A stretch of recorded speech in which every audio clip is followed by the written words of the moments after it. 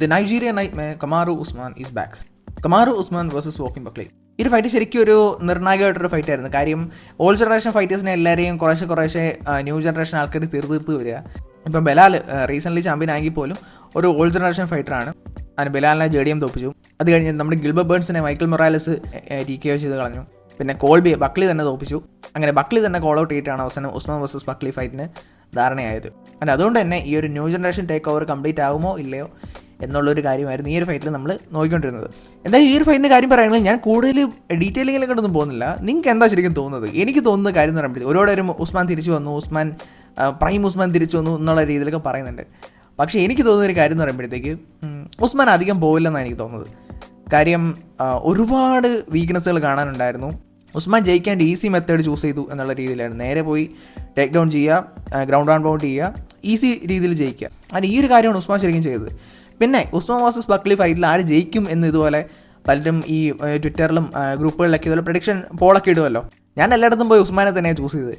കാര്യം എന്ന് പറയുമ്പോഴത്തേക്ക് എല്ലാവരും ബക്ലി ഉസ്മാനെ KO ചെയ്യും എന്നൊക്കെ പറയുമ്പോഴും ശരിയാണ്, ഉസ്മാനെ ബക്ലി KO ചെയ്യുമെന്ന് ഞാൻ വിചാരിച്ചിരുന്നു. പക്ഷേ ഇപ്പോൾ ഈ ഉസ്മാനെ എഴുതിത്തള്ളാൻ എനിക്ക് തോന്നാതിരുന്ന ഒരേ ഒരു കാര്യം എന്ന് പറയുമ്പോഴത്തേക്ക് ഇപ്പം ലിയോൺ എഡ്വേർഡ് സെക്കൻഡ് ഫൈറ്റ് കഴിഞ്ഞിട്ടായിരുന്നെങ്കിൽ ഞാൻ എന്തായാലും ബക്ലി തന്നെ ചൂസ് ചെയ്തേനെ. പക്ഷേ ഉസ്മാൻ വേഴ്സസ് ഖംസസ് ഫൈറ്റ് നിങ്ങൾ ഒന്നുകൂടെ റീവാച്ച് ചെയ്തിട്ട് വന്നു കഴിഞ്ഞാൽ ആ ഒരു ധാരണ അങ്ങ് മാറി കിട്ടും. ഉസ്മാൻ സ്റ്റിൽ ഗുഡാണ്. മാത്രമല്ല ഉസ്മാൻ ആദ്യമായിട്ട് മിഡിൽ വെയിറ്റ് കയറി ഫൈറ്റ് ചെയ്യുക, അതും ഷോർട്ട് നോട്ടീസിൽ, അതും ഖംസത്തിനെതിരെ. എന്നിട്ട് പോലും ആ ഒരു 3 റൗണ്ട് മാച്ച് എന്ന് പറയുമ്പോഴത്തേക്ക് വേണമെങ്കിൽ അതൊരു ടൈ ആക്കാൻ പറ്റുന്ന രീതിയിലായിരുന്നു.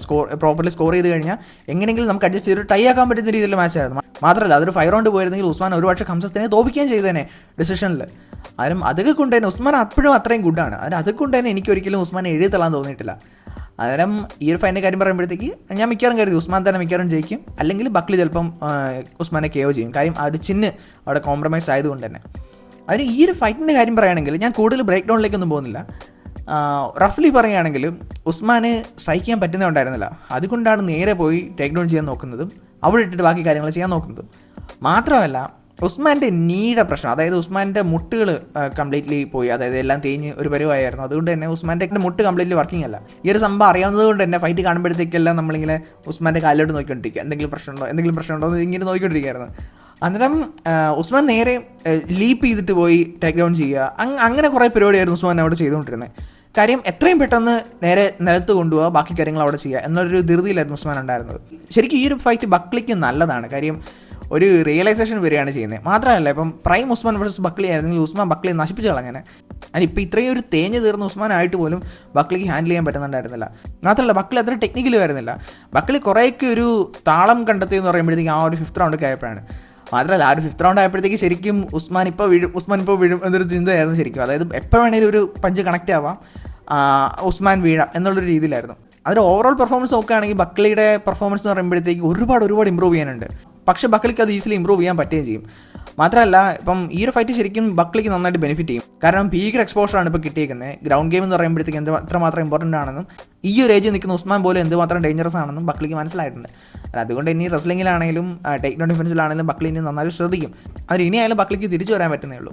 അത് ഞാൻ പറഞ്ഞു വരുന്നതെന്ന് വെച്ച് കഴിഞ്ഞാൽ ഉസ്മാൻ്റെ കാര്യമാണെങ്കിൽ ഉസ്മാൻ അധിക ദൂരം പോകത്തില്ലെന്നാണ് എനിക്ക് തോന്നുന്നത്. ബക്ലിക്ക് വലിയ ഗ്രൗണ്ട് ഗെയിം കാര്യങ്ങളൊന്നുമില്ല. അതുകൊണ്ട് ഉസ്മാൻ ഈസിലി ബക്ലി എടുത്ത് ഡോമിനേറ്റ് ചെയ്തു. 5th റൗണ്ട് ആയപ്പോഴത്തേക്ക് ബക്ലി ഒന്നുകൂടെ ടേക്ക് ഡൗൺസ് നന്നായിട്ട് ഡിഫെൻഡ് ചെയ്യുന്നു.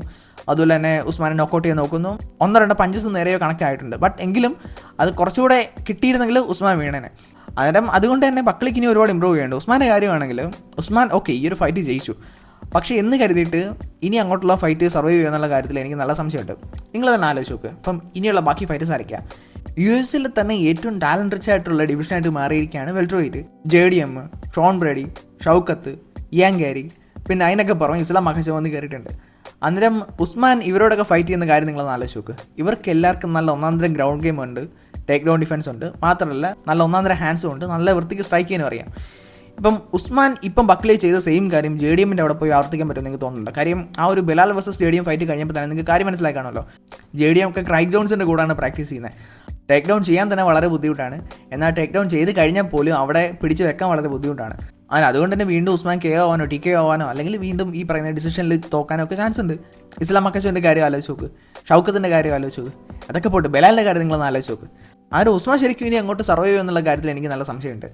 ഇനി ഉസ്മാൻ്റെ ആരെ ഫൈറ്റ് ചെയ്യണം, ഇനി ഉസ്മാൻ്റെ നെക്സ്റ്റ് ഒപ്പണൻ്റ് ആരായിരിക്കും എന്നുള്ള രീതിയിലും പലരും ഇതുപോലെ സംസാരിക്കുന്നുണ്ട്. ഇപ്പോൾ ഡാന വൈറ്റ് ഈ പൗണ്ട് ഫോർ പൗണ്ട് പോഡ്കാസ്റ്റിൽ അതെന്ന് പറയുമ്പോഴത്തേക്ക് ഉസ്മാൻ്റെ സെഹുഡോയുടെയും പോഡ്കാസ്റ്റാണ്. അതിനകത്തിൽ പോയിരുന്നിട്ട് ഉസ്മാനെ ഭയങ്കരമായിട്ട് പൊക്കി അടിച്ചിട്ടുണ്ട്. അതായത് വെൽറ്റർ വെയിറ്റ് ഗോട്ടാണെന്നുള്ള രീതിയിലൊക്കെ. ഈ ഡാനയ്ക്ക് GSP ഇഷ്ടമല്ല കേട്ടോ, ഈ ബെൽറ്റ് വെക്കേറ്റ് ചെയ്ത് പോയതുകൊണ്ട് തന്നെ. അതുകൊണ്ട് തന്നെ ഉസ്മാൻ വെൽറ്റർ വെയിറ്റ് ഗോട്ടാണെന്നൊക്കെ പറഞ്ഞുകൊണ്ട് ഭയങ്കര രീതിയിൽ പൊക്കി അടിച്ചിട്ടുണ്ട്. അതിന് ഈ സംസാരം കേൾക്കുമ്പോഴത്തേക്ക് ഉസ്മാൻ ചിലപ്പോൾ ഇനി വല്ല ടൈറ്റിൽ ഷോട്ട് അങ്ങനെ കിട്ടുമോ എന്നുള്ള കാര്യത്തിൽ പോലും നമുക്ക് സംശയമുണ്ട്. റിയലിസ്റ്റിക്കലി നോക്കുകയാണെങ്കിൽ ഉസ്മാൻ ഇനി ആരെ ഫൈറ്റ് ചെയ്യണം? ശരിക്കും ഉസ്മാന് ടൈറ്റിൽ ഷോട്ട് കൊടുക്കുന്ന പറയുമ്പോഴത്തേക്കും ഉസ്മാൻ ഡിസേർവിംഗ് അല്ല. കാര്യം ഉസ്മാൻ ലാസ്റ്റ് ജയിച്ചിരുന്നത് 2021 2021 കോൾബി കോവിങ്ടണെ ഉസ്മാൻ തോപ്പിച്ചു. അത് കഴിഞ്ഞിട്ട് 3 ഫൈറ്റ് ലോസിംഗ് സ്ട്രൈക്കിലായിരുന്നു. ലിയോൺ ഹെഡ് കിക്ക് ചെയ്ത് KO ചെയ്ത് കളഞ്ഞു. അത് കഴിഞ്ഞ് ലിയോൺ തന്നെ വീണ്ടും ഡിസിഷനിൽ തോപ്പിച്ചു. അത് കഴിഞ്ഞിട്ട് ഖംസത്ത് തോപ്പിച്ചു. അന്നേരം ആ ഒരു ലൂസിംഗ് സ്ട്രൈക്കിൽ നിൽക്കുന്നതായിരുന്നു ഉസ്മാൻ. അത് കഴിഞ്ഞിട്ട് ഫൈനലിൽ 2025 ഉസ്മാൻ വിന്നിംഗ് കോളേജിലേക്ക് തിരിച്ചു വന്നത്, അതും ബക്ലിയെ തോപ്പിച്ചിട്ട്. അന്നേരം ഈ ഒരു വിക്ടറിയും കൊണ്ട് ഉസ്മാന് ടൈറ്റിൽ ഷോട്ട് കിട്ടാൻ യാതൊരു അർഹതയില്ല. മാത്രമല്ല ഇപ്പോൾ ടൈറ്റിൽ ഷോട്ടിന് ശരിക്കും ഒരു വിലയില്ലാത്ത രീതിയിലാണ്. കാരണം മാക്സോളോ ജസ്റ്റിൻ ഗേജ് ഇടിച്ചുറക്കി. അത് കഴിഞ്ഞ് അവിടെ നിന്ന് എണ്ണീറ്റ് പോയിട്ട് ഒരു ബ്രേക്കിങ് തിരിച്ചു വരുന്ന ഫിസിയേവിനെ തോപ്പിച്ചതിൻ്റെ പേരിൽ ജസ്റ്റിൻ ഗേജിക്ക് ടൈറ്റിൽ ഷോട്ട് വേണമെന്ന്. അതുപോലെയാണ് ഇപ്പോൾ ഉസ്മാൻ്റെ കാര്യം. അതാണ് നമ്മൾ ആലോചിക്കുന്നത്. ഇപ്പോൾ ടൈറ്റിൽ ഷോട്ടിന് ഇത്ര വിലയില്ലേ? ചുമ്മാ ആരെങ്കിലും തോപ്പിച്ച് കഴിഞ്ഞാൽ നേരെയൊക്കെ ടൈറ്റിൽ ഷോട്ട് കൊടുക്കുന്നതാണോ? അതുകൊണ്ട് തന്നെ റിയലിസ്റ്റിക്കലി ആലോചിക്കുകയാണെങ്കിൽ എൻ്റെ അഭിപ്രായത്തിൽ ഞാനൊരു പോൾ ഇട്ടിട്ടുണ്ടായിരുന്നു, ഉസ്മാനെ ആരെ ഫൈറ്റ് ചെയ്യണം, ഷൗക്കത്തിനെ വേണോ, ബലാലിനെ വേണോ, അതോ JDM വേഴ്സസ് മക്കാച്ചേവ് വിന്നറിനെ വേണോ എന്ന്. ഉസ്മാൻ ആൾറെഡി ഇസ്ലാം മക്കാച്ചേവ് വേഴ്സസ് JDMലെ വിന്നറിനെ ഫൈറ്റ് ചെയ്യണം, ബെൽറ്റ് തിരിച്ചു പിടിക്കണം, അത് കഴിഞ്ഞിട്ട് മിഡിൽ വെയിറ്റിൽ പോയിട്ട് ഡബിൾ ചാമ്പ് ആവണം എന്നുള്ള രീതിയിലൊക്കെ പറയുന്നത് കേട്ടു. പക്ഷേ അത്രയ്ക്ക് പോകുന്നതിന് മുമ്പ് ശരിക്കും ഉസ്മാൻ ആരെങ്കിലും കൂടെ ഫൈറ്റ് ചെയ്യണം. മാത്രമല്ല മറ്റേ പോസ്റ്റ് ഫൈറ്റ് പ്രസ് കോൺഫറൻസിൽ ബലാലിൻ്റെ കാര്യം ഇതുപോലെ ഒരു റിപ്പോർട്ട് ചോദിച്ചപ്പോഴത്തേക്ക് ആര് ബലാലോ അതാര് എന്നുള്ള രീതിയിലൊക്കെ ഉസ്മാൻ ചോദിക്കുന്നുണ്ട്. അത് മറ്റേ ബലാലിനെ കളിയാക്കുക, മറ്റേ റിമെമ്പർ തന്നെ നെയിം വെച്ച് കളിയാക്കുന്നതാണ്. അതിൻ്റെ കാര്യം എന്താണെന്ന് വെച്ച് കഴിഞ്ഞാൽ ബലാലിനും ഉസ്മാനും അങ്ങോട്ടും ഇങ്ങോട്ടും ഇഷ്ടമല്ല. ഇഷ്യൂ എന്താണെന്ന് വെച്ചാൽ ഉസ്മാൻ്റെ സെഹുഡയുടെ പോഡ്കാസ്റ്റ് ഇല്ലേ, അതിനകത്തിൽ ഒരു ദിവസം ബലാൽ പോയായിരുന്നു. ബലാൽ പോയിട്ട് 1-2 പറഞ്ഞിട്ട് ഉസ്മാനും ബലാലും കൂടെ വാക്ക് തർക്കമായി. ആ എപ്പിസോഡ് റിലീസ് ചെയ്തിട്ടില്ല. പറഞ്ഞേക്കുന്നതെന്ന് വെച്ച് കഴിഞ്ഞാൽ ഇതുപോലെ ബലാൽ സ്വയം ചാമ്പ്യനാണോ എന്നൊക്കെ പറഞ്ഞപ്പോഴത്തേക്ക് ഉസ്മാൻ അതിൻ്റെ ഇടയിൽ കൂടെ ഞാനും ചാമ്പ്യനായിരുന്നു എന്നൊക്കെ പറഞ്ഞു. അന്നേരത്തേക്ക് ലിയോൺ എഡ്വേർഡ്സിൻ്റെ കാര്യം കയറി വന്നു. ഉസ്മാനെ 2 വട്ടം തോപ്പിച്ച, ഒരു വട്ടം KO ചെയ്ത് കളഞ്ഞ ലിയോണിനെ ബലാൽ നിസ്സാരമായിട്ടാണത് തോപ്പിച്ചത്. അതുകൊണ്ട് തന്നെ ഇതുപോലത്തെ സംസാരങ്ങളൊക്കെ വന്നു. അവസാനം 2 കൂടെ പ്രശ്നമായി. ചാടി എണീറ്റു കയ്യാങ്കളി വരെ എത്തി പോഡ്കാസ്റ്റിൽ. അപ്പോഴത്തേക്ക് സെഹുഡയും ബാക്കിയുള്ളവരും കൂടെ ഇടയ്ക്ക് ചാടി വേണ്ടിയിട്ട് സ്പ്ലിറ്റ് ആക്കിയാന്ന് പറയുന്നു. ബലാൽ എന്തൊക്കെയോ സംസാരിച്ച് ഉസ്മാനെ കരയിച്ചെന്ന് വരെ പറയുന്നുണ്ട്. എന്തായാലും നമുക്ക് അറിയത്തില്ല, എപ്പിസോഡൊന്നും പുറത്ത് വിട്ടിട്ടില്ല. എന്തായാലും സംഭവം ഇതാണ്, രണ്ടിനും അങ്ങോട്ടും ഇങ്ങോട്ടും കണ്ടുകൂടാ. ഇപ്പോൾ ഈ ഉസ്മാൻ ചാമ്പ്യൻ ആണ്ട സമയത്ത് ബലാലിനെ ഇഗ്നോർ ചെയ്ത് നടത്തിയത്, അതുകൊണ്ടാണ് ബലാലിന് ഉസ്മാനെ അത്ര ഇഷ്ടമല്ലാത്തത്. ഇപ്പോൾ പോഡ്കാസ്റ്റിൽ വന്നിരുന്നിട്ട് ഇങ്ങനെയൊക്കെ പറഞ്ഞുകൊണ്ട് തന്നെ ഉസ്മാനെ ബലാലിനെ ഇഷ്ടമല്ല. രണ്ടും കൂടെ ആൾറെഡി നല്ല ശത്രുതയിലാണ്. എന്നിട്ട് ഇവർ തമ്മിലുള്ള ഫൈറ്റ് നല്ലതായിരിക്കും. ആൾറെഡി ശത്രുതയുണ്ട്. അതിൻ്റെ കൂടെ തന്നെ ഏറെക്കുറെ സിമിലർ സ്റ്റൈലുമാണ് ഇപ്പം. ബലാൽ ബേസിക്കലി ചെയ്യുന്ന പറയുമ്പോഴത്തേക്ക് നമ്മളെല്ലാം വെറ്റ് ബ്ലാങ്കറ്റ് എന്നൊക്കെ പറയുന്ന പോലെ ബലാൽ നേരെ പോയി ഹഗ് ചെയ്തിട്ട് അടുത്ത് പോയി കിടക്കുക, അവിടെ ഇട്ടിരിക്കുക. ഇതിൽ ബലാൽ കൂടുതലും ചെയ്യുന്നത്. മറ്റേ JDM ഫൈറ്റിൽ ഡിഫറൻ്റ് ആയിരുന്നു. ഉസ്മാൻ ഈ ഒരു ബക്ലി ഫൈറ്റിലും ചെയ്ത സെയിം കാര്യങ്ങളൊക്കെ തന്നെ. അത് ഇനി ആരുടെ മേളിലായിരിക്കും കിടക്കാൻ പോകുന്നത് എന്നുള്ള രീതിയിലേക്ക് നമുക്ക് കാണാം. കാരണം ഇവർ നമ്മളുടെ ഫൈറ്റ് സ്റ്റൈലിസ്റ്റിക്കലി ആണെങ്കിലും ബാക്കി എല്ലാം കൊണ്ടും നല്ല ബിൽഡപ്പും കൂടെ ആയിരിക്കും. കാര്യം പ്രസ് കോൺഫറൻസ് ആണെങ്കിലും ഫൈറ്റ് ആണെങ്കിലും എല്ലാം കൊണ്ടും നല്ലൊരു ഫൈറ്റ് ആയിരിക്കും. എനിക്ക് തോന്നുന്നു മിക്കവാറും ബലാൽ തന്നെയായിരിക്കും ജയിക്കുന്നത്. അന്നേരം ഉസ്മാനിനെ ശരിക്കും ഫൈറ്റ് ചെയ്യേണ്ടത് ബലാലിനെയാണ്, വേറെ ആരെയല്ല. ആരും ഇതൊക്കെയാണ് ഉസ്മാൻ്റെ കാര്യങ്ങൾ. ഉസ്മാനെ എത്രത്തോളം മുമ്പോട്ട് പോകും നമുക്ക് കാണണം. കാരണം പഴയ ഉസ്മാൻ്റെ ഷാഡോ പോലും ഔട്ടില്ലായിരുന്നു.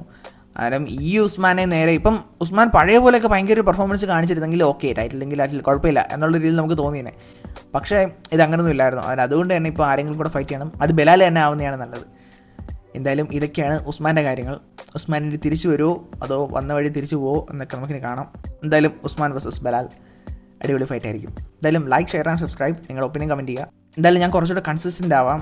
നിങ്ങൾ ഒരുപാടും പറയുന്നുണ്ട് നല്ല വീഡിയോ ഒക്കെയാണ്, കുറച്ചുകൂടെ കൺസിസ്റ്റൻ്റ് ആവണം എന്നൊക്കെ പറയുന്നുണ്ട്. എന്തായാലും ഞാനതാവാം. ഈ ഒരു മാസം കൂടെ കുറച്ച് ബിസിയാണ്. അതുകൂടെ കഴിഞ്ഞിട്ട് ഞാൻ എന്തായാലും ആഴ്ച ഒരു വീഡിയോ ചെയ്യാമെന്നാണ് ഞാൻ പ്ലാൻ ചെയ്യുന്നത്. ഞാൻ ഈ എഡിറ്റ് ചെയ്യാനാണ് സമയം എടുക്കുന്നത്. കാരണം അതിനുള്ളൊരു സമയക്കുറവ് കാരണമാണ് ഈ വീഡിയോ താമസിക്കുന്നത്. സംസാരിക്കുന്ന ഈസി പാർട്ടാണ്, പറയുന്നത് വലിയ ബുദ്ധിമുട്ടുള്ള കാര്യമൊന്നുമല്ല. എഡിറ്റിങ്ങിനാണ് സമയം എടുക്കുന്നത്. എന്തായാലും അടുത്ത വീഡിയോയിൽ അധികം താമസിക്കാതെ കാണാം. ബൈ.